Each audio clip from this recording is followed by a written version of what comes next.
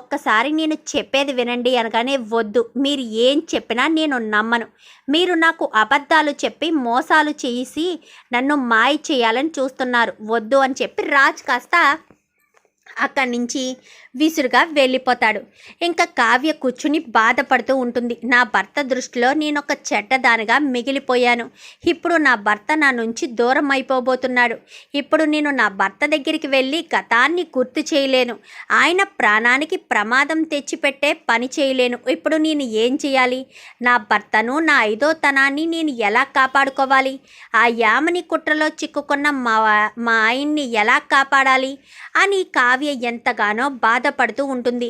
ఇంకా అందరూ కూడా ఓదార్స్తారు. రుద్రాని, రాహుల్ అయితే ఇలాగే జరగాలి, జీవితాంతం నువ్వు రాజు నీ కళ్ళ ముందే ఉన్నా నువ్వు భార్యవు, తను నీ భర్త, ఇంటి వారసుడని చెప్పలేవు. రాజ్ కూడా గతం మర్చిపోయి యామినితోనే తన జీవితాన్ని కొనసాగిస్తాడు. అప్పుడు నువ్వు ఇంట్లోనే ఉంటూ ఒక చచ్చిన శవంలా పడుంటావు. నా కొడుకే ఇంటికి, ఈ ఆస్తికి వారసుడవుతాడు అంటూ ఇంకా ఎంతగానో సంబరపడిపోతూ ఉంటుంది రుద్రాని అయితే. ఇంకా రాజు అయితే కావ్య మోసం చేసిందని ఇంకా రెచ్చగొడుతుంది యామిని. చూసావా బావా, నిన్ను ఎంత మోసం చేశారో?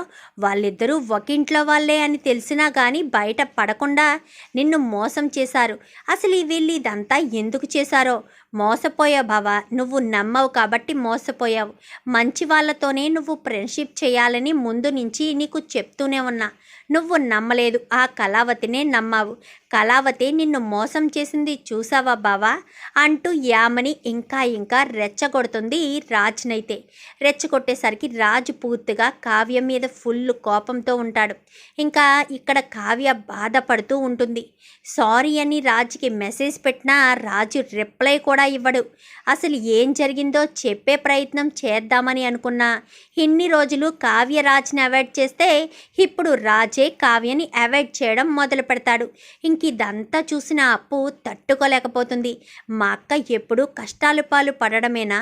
మా అక్క ఎప్పుడూ ఇలా బాధపడడమేనా? తను పెళ్ళైనప్పటి నుంచి సంతోషంగానే లేదు. ఇప్పుడు మా అక్క జీవితాన్ని కాపాడవలసింది నేను. ఆ యామని గురించి బావకు తెలిసేటట్టు చేయాలి. ఏదైతే అదే జరుగుతుంది. యామనికి మా బావకు పెళ్ళి మాత్రం ఎట్టి పరిస్థితుల్లో అవ్వకూడదని ఇంకా అప్పు కాస్త నిర్ణయం తీసుకుంటుంది. ఏంటప్పు, ఏం నువ్వు చెప్పేది అని చెప్పనేసరికి, ఎందుకంటే తను తీసుకున్న నిర్ణయం గురించి కళ్యాణ్కి చెప్పేసరికి, వద్దప్పు, అలా చేయడం వల్ల అన్నయ్యకి ఏదైనా ప్రమాదం జరుగుతుందేమో అని చెప్పాను. కానీ ఏం చేయమంటావు కూచి? అలా చేయకపోతే మా అక్క జీవితం నాశనం అయిపోతుంది. ఇప్పుడు మీ అన్నయ్యకి గతం గుర్తు లేదు కాబట్టి సరిపోయింది. మరి గతం గుర్తొస్తే ఆ తర్వాత పరిస్థితి ఏంటి? మా అక్క ఒంటరిగా ఉండాలా? గతం గుర్తు రాకపోతే మా అక్క జీవితం ఏమవ్వాలి? తన భర్త తన కళ్ళ ముందే ఉన్న మా అక్క మాత్రం తన జీవితాన్ని కోల్పోవాలా? నీకు తెలిసిందే కదా, మా అక్క ఎప్పుడైనా సంతోషంగా ఉందా? తన జీవితంలో సంతోషం అంటూ ఉందా? ఒక్కసారి ఆలోచించు అనగాని, నువ్వు చెప్పేది నిజమే అప్పు అని చెప్పి ఇద్దరు మాట్లాడుకుంటారు. సరే, ఏదైతే అదే జరుగుతుంది. వదినకి న్యాయం చేయడానికే కదా మనకి పోరాటం అని చెప్పనేసరికి, ఏం చేద్దాం అనుకుంటున్నావు అనగాని, చెప్పను, చేసి చూపిస్తాను అంటూ ఇంకా అప్పు యామిని పెళ్ళెప్పుడు ఏంటి, ఇంకా శుభలేఖ ఉంది కదా, శుభలేఖలో చూస్తుంది. ఇంకా అప్పటికి 3 రోజులు మాత్రమే ఉంటుంది పెళ్ళి. 3 రోజులకే ఉండేసరికి ఇంకా అప్పు మొత్తం అంతా క్లియర్ చేసుకుంటుంది. ఇంకా మొత్తం పక్కాగా ప్లాన్ చేసుకుంటుంది. కావ్య అయితే ఇంట్లో కూర్చుని ఏడవడం తప్ప ఏమీ చేయలేకపోతుంది. ఏంటి కావ్య, నువ్వు ఇలానే ఉంటే ఎలా కుదురుతుంది? రాజు నీకు శాశ్వతంగా దూరం అయిపోతాడు. రాజుకి గతం గుర్తులేదు కదా, ఆ యామినిని పెళ్లి చేసుకుంటాడు కావ్య. ఇప్పటికైనా తెగించి నిజం బయట పెట్టు అనగానే, ఒక్కసారి ఆ ప్రయత్నం చేసినందుకే కదా అత్తయ్య ఇలా జరిగింది అనగానే, అక్కడ ప్రయత్నం మాత్రమే చేసావు కావ్య. ఇలా గతాన్ని గుర్తు చేయడం కాదు, డైరెక్ట్గా వెళ్ళి తన గతాన్ని తనకే చెప్పే. ఏదైతే అదే జరుగుతుంది. నీ మీద ఎలాంటి నింద పడకుండా నేను చూసుకుంటాను అనగానే, అలా చేస్తే మీ అబ్బాయి ప్రాణానికి ప్రమాదం అయితే, ఒకవేళ మీ అబ్బాయి నిజంగానే కోమాలోకి వెళ్ళిపోతే, అప్పుడు ఆయన నా కళ్ళ ముందు ఉన్నా నాకు నా భర్త దూరమైనట్టే కదా అత్తయ్య. నేను ఆ రిస్క్ చేయలేను. నా భర్త ఎక్కడున్నా ఎవరితో ఉన్నా క్షేమంగా ఉంటే చాలు అనగాని, నీకేమైనా పిచ్చా? నీ జీవితాన్ని నీ సౌభాగ్యాన్ని మరొకరితో పంచుకుంటావా? నీ భర్తనది పెళ్లి చేసుకుంటుంటే చూస్తూ ఊరుకుంటావా? వాడికి గతం గుర్తులేదు, నీకు బుర్ర బాగానే పనిచేస్తుందా అని చెప్పనేసరికి, వద్దత్తయ్య వదిలేసండి, ఇలానే ఏది జరిగితే అదే జరుగుతుంది.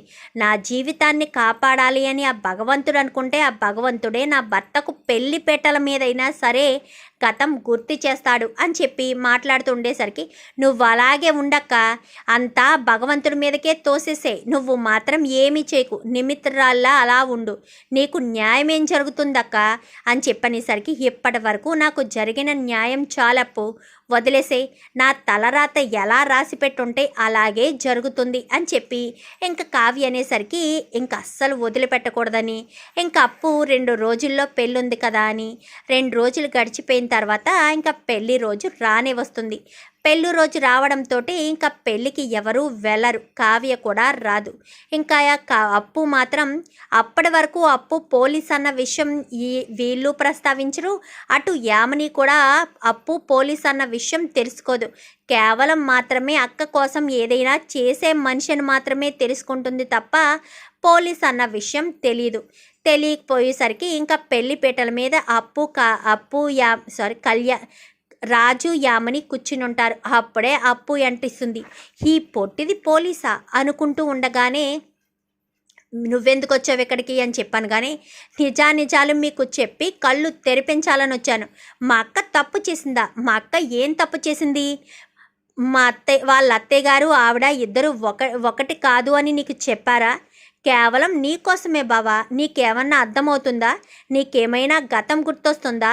నువ్వు అనుకుంటున్నట్టు మా అక్క పరాయి మనిషి కాదు. నువ్వు ఆ అగ్ని సాక్షిగా తాళి కట్టిన నీ భార్య అని చెప్పనేసరికి, ఏం మాట్లాడుతున్నావు అని చెప్పాను కానీ, నిజం మాట్లాడుతున్నాను.